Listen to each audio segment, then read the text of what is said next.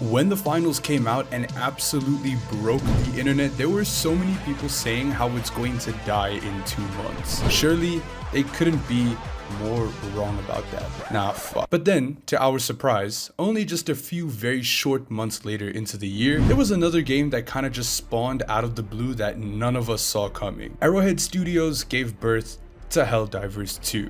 And this shit absolutely nuked the entire internet. Well, actually Palworld did, but that's beside the point. Once your favorite streamer or content creator started to actually play Helldivers 2, you saw how amazing it was and you probably started playing it as well. Hell bro, even Charlie got in on Helldivers 2. Eventually you got the game and the next thing you knew, you accidentally yeeted a cluster bomb at your friends and now they're dead. But that's the fun of the game. Now believe it or not, I actually wasn't able to get any gameplay for this video because of the recent server cap. There are so many people that are playing this game that the servers just simply cannot handle it. But Helldivers 2 proves something to everyone who enjoys shooter games, as well as every single massive AAA studio who makes shooter games as well. You can take Starship Troopers and Call of Duty Ghosts Extinction, make them have a baby, and still have a ton of fun gaming for hours. But Arrowhead Studios also proved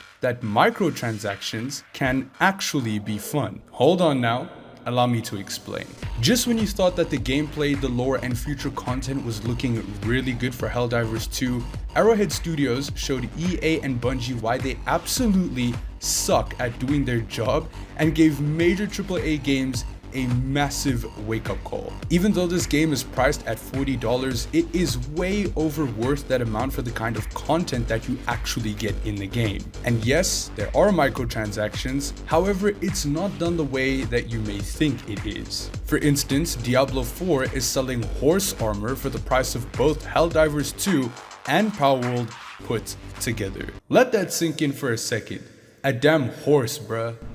Now when you actually grind the missions in Helldivers 2, you can earn requisition slips, medals, samples, and super credits. Medals and requisition slips you get at the end of missions as a reward, but you can also find these on the map as you play as well. Now samples and super credits are found in the game, however you can also purchase those with actual money, and the medals you will use to level up the battle pass in the game. Samples and requisition slips are used to unlock stratagems as well as certain upgrades. Now super credits, however, is what is used to purchase cosmetics. Now here is what absolutely blows my mind. The battle pass in this game is basically free. You can grind super credits by simply just playing missions and completing the free battle pass, and by the time you complete the free battle pass, you already have more than enough super credits to unlock the premium battle pass. Now I have never seen any game title do something like this before. Helldivers 2 has completely earned the rights to our wallets. I never thought I'd see the day where I actually said something like that, and I seriously hope that EA, Bungie, Activision, Ubisoft, and Epic Games are taking down some serious notes.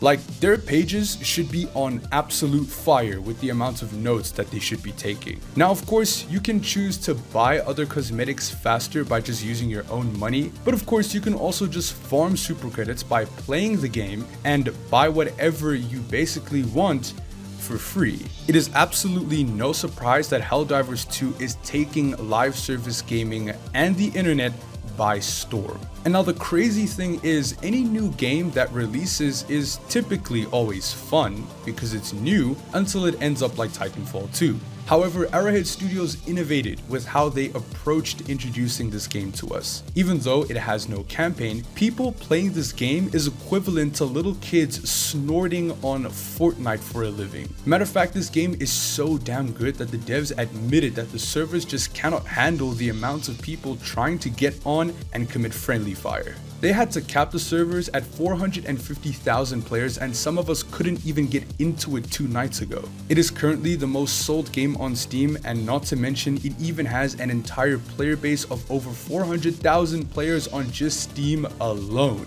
So what exactly is it that makes this game so goddamn good, man?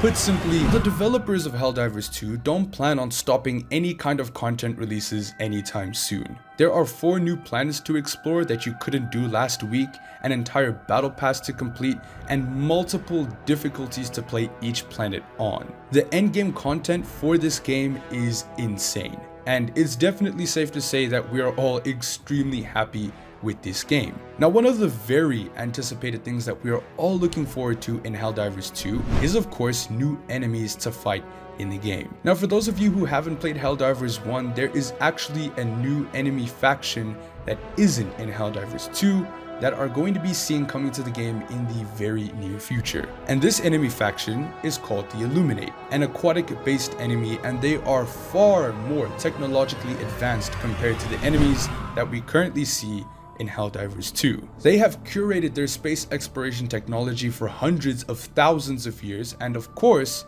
they have weapons of complete and utter mass destruction in the universe. And since the automatons want to completely wipe Super Earth off the face of the galaxy, they are actually going to turn to the Illuminate to acquire this technology in order to do so. So the lore for this game will only continue to get even better and better. However, it's not only the lore that this game is actually doing right. This game is so big and so expansive, so good and loved by all of the player base, that Helldivers somehow, by some god-given miracle, was able to calm down the war between Xbox players and PlayStation players. Who the hell in their right mind ever thought that this day would ever come?